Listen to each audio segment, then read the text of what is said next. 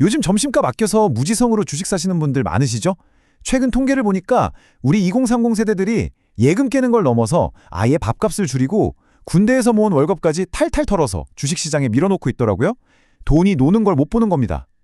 실행력 자체는 아주 훌륭해요.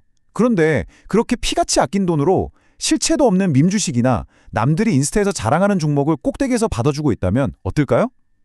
여러분, 지금 투자하고 계신 건 맞습니까? 아니면 그냥 시장의 불나방이 되신 겁니까? 본 해설은 특정 종목에 대한 투자 권유가 아니며 모든 투자 결정과 책임은 투자자 본인에게 있습니다.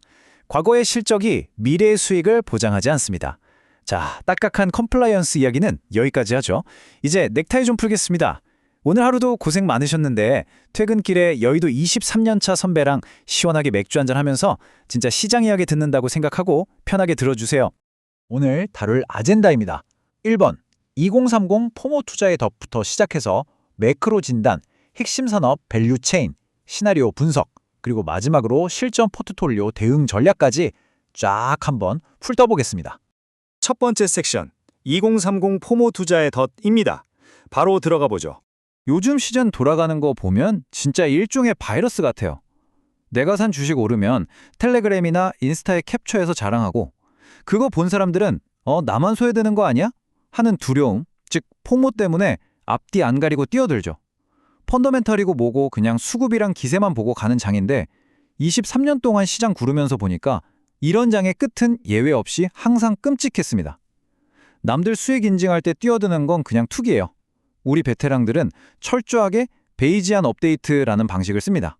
말이 좀 어려운데 쉽게 말해서 내가 처음에 세운 가설이 있어도 새로운 경제 데이터나 실적이 나올 때마다 내 확률과 포지션을 냉정하게 계속 수정해 나가는 겁니다.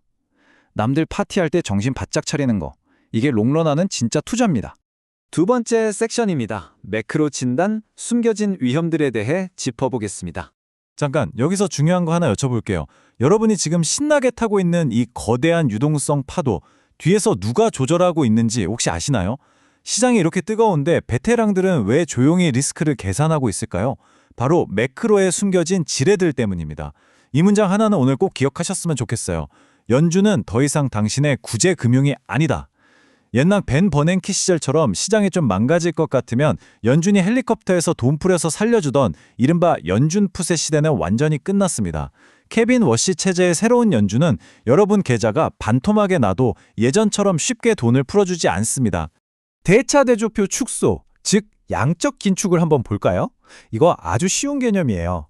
파티가 한창 뜨거워져서 다들 취해가는데 주최 측인 중앙은행이 슬그머니 술통을 치워버리는 겁니다. 연준이 유동성을 흡수하기 시작하면 제일 먼저 타격받는 게 뭘까요? 실적 없이 기대감만으로 빵빵하게 부풀어오른 자산들입니다. 개인들은 기세에 취해서 더 가져와를 외치고 있는데 주최 측은 이미 문 닫을 준비를 하고 있다는 소리죠. 여기에 아주 치명적인 데이터가 하나 더 있습니다. 2.5배. 이게 무슨 숫자일까요?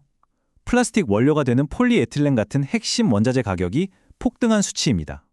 2026년 5월 최신 시장 데이터 기준으로 뽑아본 건데 뉴스에서 헤드라인 소비자 물가가 잡혔다고 떠들어도 밑바닥 코어 비용엔 이렇게 끓고 있습니다. FRD 3년 평균 데이터랑 비교해보면 현재 기업들 마진이 얼마나 박살나고 있는지 답이 딱 나옵니다. 끈적한 인플레이션이 여전히 살아있다는 증거죠. 그래서 베테랑들이 그리는 타임라인은 대충 이렇습니다. 5월에 포모가 최고조를 찍고 여름쯤 되면 지정학적 긴장이나 금리 압박이 슬슬 가중될 겁니다.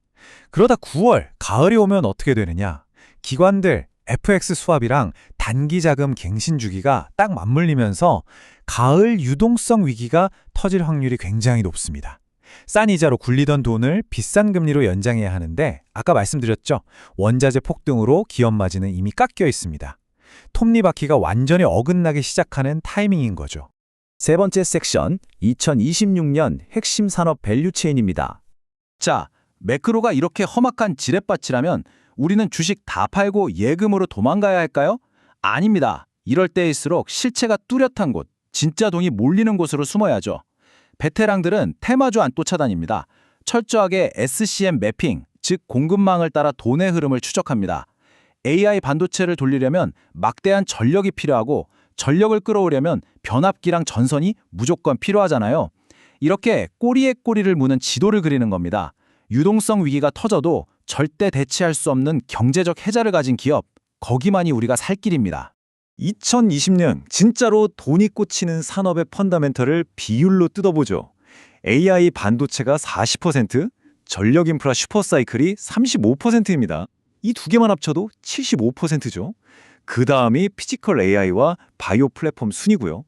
여기서 핵심은 잉여 현금 흐름 수익률, 이른바 FCF 일드입니다.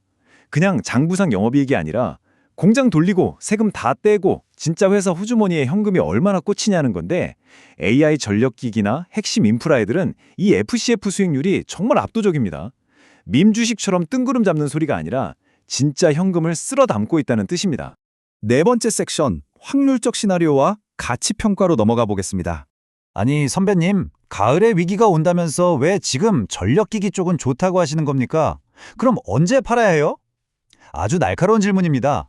투자는 결국 확률과 시나리오 싸움이거든요. 베테랑들은 시장을 점치지 않습니다. 대신 시나리오별로 대응 매뉴얼을 짜드죠. 연착륙하는 불시나리오는 달콤하지만 솔직히 지금 확률이 낮아요. 우리가 뼈저리게 준비해야 할 건 기본 베이스 시나리오인 가을 변동성, 그리고 연준이 안 도와주는 최악의 베어 시나리오입니다. 제 실제 개인 포트폴리오도 이미 이 두 가지 험악한 상황에 맞춰서 방어력을 한껏 끌어올린 상태입니다. 여기서 여러분의 피 같은 돈을 지켜줄 궁극의 무기가 바로 VAR입니다. Value at Risk. 말이 좀 거창한데 진짜 쉬워요. 여러분이 밥값 아껴서 1,000만 원 넣었잖아요. VAR을 세팅한다는 건 아무리 시장이 개박살 나도 한 달 동안 내 계좌에서 날아갈 수 있는 최대 금액은 무조건 100만 원으로 막는다 라고 수학적으로 안전장치를 거는 겁니다. 100만 원 이상 깨질 확률이 통계적으로 5% 미만이라는 걸 알고 장에 들어가는 사람하고 그냥 제발 오르게 해달라고 기도만 하는 사람은 가을 폭락장이 왔을 때 멘탈 자체가 아예 다릅니다.